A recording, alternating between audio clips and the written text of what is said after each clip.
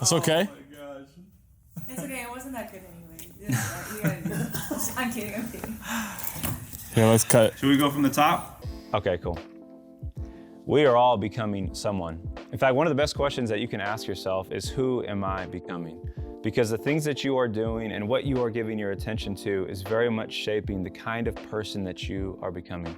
And for those of us who follow Jesus, we refer to this as spiritual formation, which is a way for us to understand the process of becoming more like Jesus by practicing the things that Jesus himself practiced. And so today, I want to talk to you about the practice of simplicity.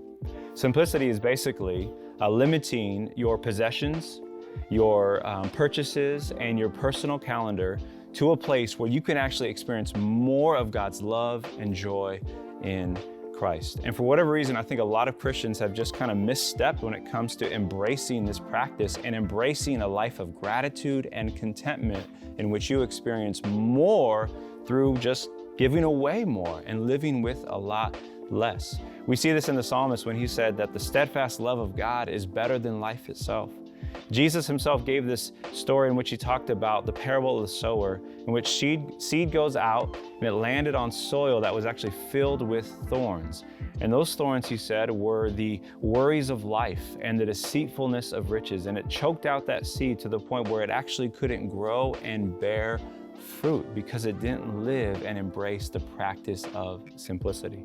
Now, I want to be clear, this is not just kind of a fad today in which we see people having an aesthetic kind of design and organized life, but it is a desire to live with less so that you might experience more of God and more of the life that he is calling you to. And here's why we need it, because clutter is killing all of us. Clutter is distracting our minds so that we're unable to focus and to be attentive to God. When you walk into a space that's just full of stuff, you feel stuffed out. You don't feel like yourself because there's just too many things distracting you. Clutter is also just draining us of our time. When you think about all the things that you own, the possessions you have, the things that you want to buy, the people that you want to be with, that all requires time. In fact, I recently heard a stat that said the average American will spend 153 days of their life looking for things that they have lost. That's wild. The stuff we own will take away the very limited life that we actually are given to live.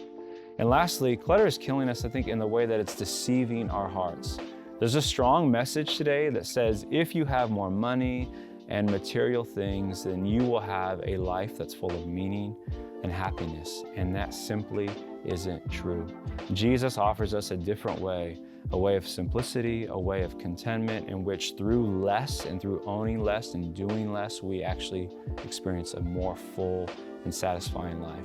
And here's how I think we can experience that. First, I would encourage you to purge your house, to think about things that you can get rid of and you can reduce. It's spring cleaning. It's that time of the year where people get rid of things. And I would invite you to think about how you would experience more of God as you go through rooms and choose what to get rid of and say, I don't need this anymore. I can give this away. Secondly, think about reducing what you purchase. Limit what you purchase and imagine what shopping is doing to your soul.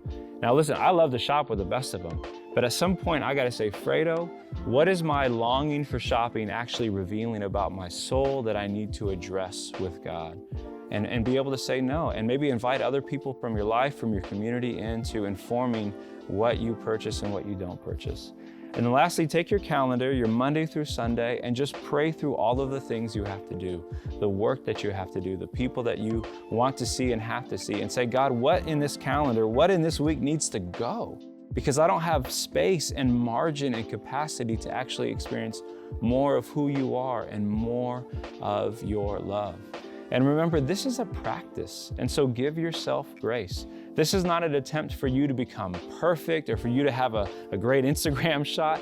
This is a way for you not even to earn more of God's love, but to simply receive what He desires to graciously and freely already give you, which is Himself and His love through Jesus.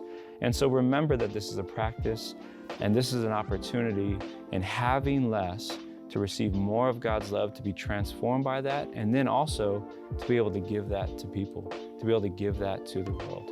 Grace and peace.